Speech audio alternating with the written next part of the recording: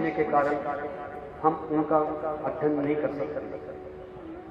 फिर हमारे ऋषियों ने और उनको सरल बनाया, पुराणों के माध्यम से उसकी रचना करेगी, जिसने कथाओं के माध्यम से, परंपराओं के माध्यम से उसकी रचना बचेगी कि छोटा छोटा कर करके और परंपराएं बनाएगी, जिसके हम वैज्ञानिक जीवन जी सकें, वास्तविक जीवन जी सकें और इस संसार के अंदर सब लोगों को भोगते हुए और उस परम पद को प्राप्त कर सकें। ऐसा मार्मिक ज्ञान हमारे पुराणों में, उपनिषदों में, ऋचाओं में रचा बसा पड़ा है।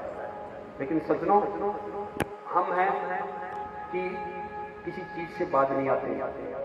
सब कुछ प्राप्त होने के बाद में भी, सब कुछ अनुभव होने के बाद में भी, सब कुछ सोचने के बाद में भी, फिर भी हम इस कार्य को, इस लक्ष्य को नहीं भेज पाते हैं। तो ये हमारे कर्मों के अंदर कमी है।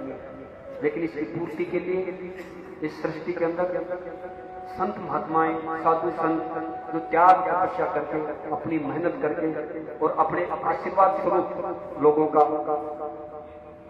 भला करते हैं, और हम उनकी शरण में जाकर के हम अपने आप को साधने का प्रयास करते हैं।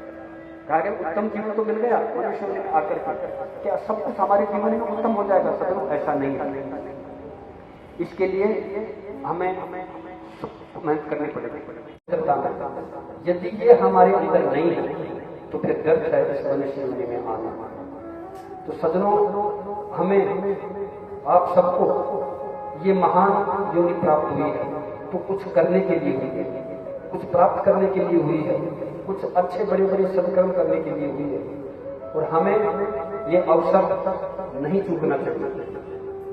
मैं मानता हूं आदमी बहुत चालाकी करता है उसे परमपिता परमात्मा को चकमा देने के लिए, कई विधि कार्य करके, और फिर भी एक छोटी सी पुष्प में, एक छोटे से भाव में उसको प्राप्त करने का प्रयास करता है एक पल भर के अंदर। सज्जनों, ऐसा नहीं हो सकता है। यदि पल भर में और ऐसे छोटे से भाव में यदि प्राप्त करते तो आज गाथाएं, कथाएं और इतिहास, वेद पुराण इन तपस्याओं से बड़े बड़े नहीं होते द्वारा संस्कारित किया गया।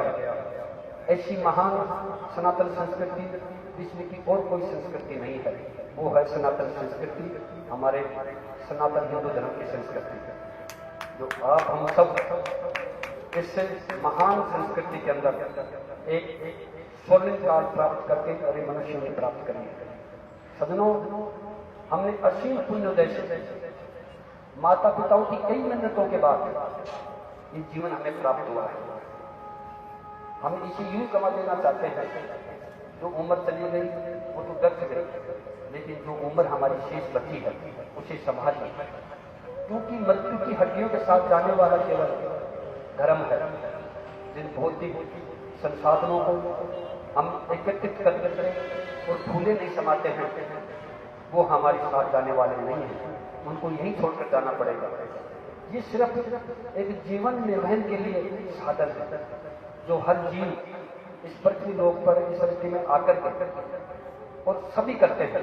ऐसा नहीं आप हम सब कुछ अलग कर रहे हैं, हम कुछ अलग इकट्ठा कर रहे हैं, किसी चीज के लिए इकट्ठा कर रहे हैं, नहीं, सिर्फ इस शरीर के लिए इकट्ठा कर रहे हैं। तो शरीर के लिए तो सभी जीव हैं, लेकिन परमात्मा ने इस मनुष्य को अलग कुछ इकट्ठा करने के लिए ये जीवन दिया है, कुछ अलग इस जीवन में रह करके एकत्रित करने के लिए साधन ये जीवन दिया है। लेकिन हम उन भौतिक संसाधनों में अपने दिल और दिमाग को फंसाए रखते हैं,